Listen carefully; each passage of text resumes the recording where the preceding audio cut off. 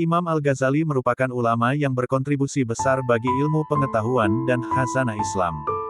Bukan hanya ilmu-ilmu Islam saja, namun kata bijak Imam Al-Ghazali telah banyak memotivasi para umat muslim di seluruh dunia.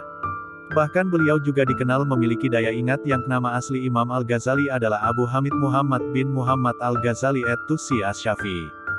Di abad pertengahan, Imam Al-Ghazali dikenal sebagai Al-Ghazal oleh dunia barat dan merupakan sosok filsuf dan teolog muslim Persia yang terkenal.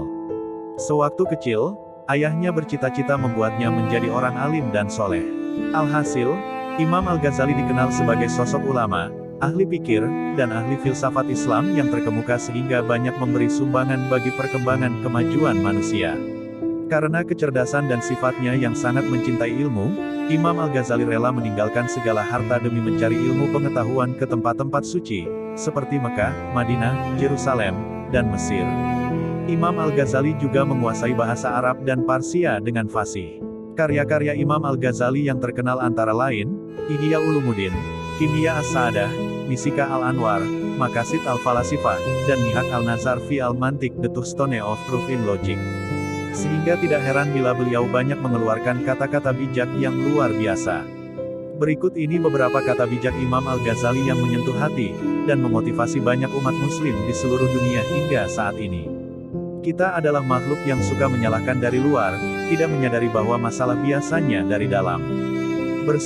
Sungguhlah engkau dalam menuntut ilmu, jauhilah kemalasan dan kebosanan karena jika tidak demikian engkau akan berada dalam bahaya kesesatan. Orang munafik mencari-cari kesalahan, sementara orang beriman mencari permintaan maaf. Hiduplah kamu bersama manusia sebagaimana pohon yang berbuah, mereka melemparinya dengan batu, tetapi ia membalasnya dengan buah.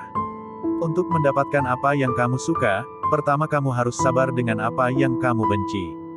Belum pernah aku berurusan dengan sesuatu yang lebih sulit daripada jiwaku sendiri, yang terkadang membantuku, dan terkadang menentangku. Untuk kesehatan yang baik, kendalikan makananmu.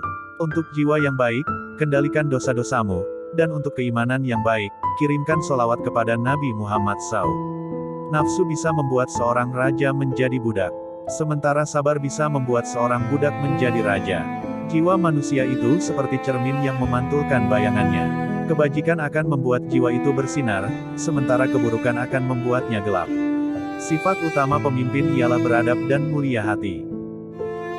Berpikirlah selalu tentang nikmat-nikmat dan keagungannya. Bersikaplah sopan santun, ramah tamah dan merendah diri terhadap. Bersikaplah lemah lembut dan sopan santun dengan menundukkan kepala. Cinta merupakan sumber kebahagiaan dan cinta terhadap Allah harus dipelihara dan dipupuk, suburkan dengan salat serta ibadah yang lainnya. Korupsi agama berasal dari mengubahnya ke kata-kata belaka dan penampilan. Jangan berteman dengan teman yang hanya ada ketika sehat atau kaya, karena teman seperti itu sungguh berbahaya sekali bagi kamu di belakang hari. Jika melihat orang jahat, jangan anggap kita lebih mulia karena mungkin satu hari nanti dia akan insaf dan bertaubat atas kesalahannya. Pilih kawan yang berakal, jangan pilih kawan yang bodoh karena akan menjadi musuh dan menyakitkan hati. Pengetahuan tanpa tindakan adalah sia-sia, dan tindakan tanpa pengetahuan adalah kegilaan. Maafkanlah temanmu yang sedang berbuat kesalahan dan jangan sekali-sekali mencelanya. Barang siapa yang menghabiskan waktu berjam-jam lamanya untuk mengumpulkan harta karena takut miskin, maka dialah sebenarnya orang yang miskin. Ciri yang membedakan manusia dan hewan adalah ilmu.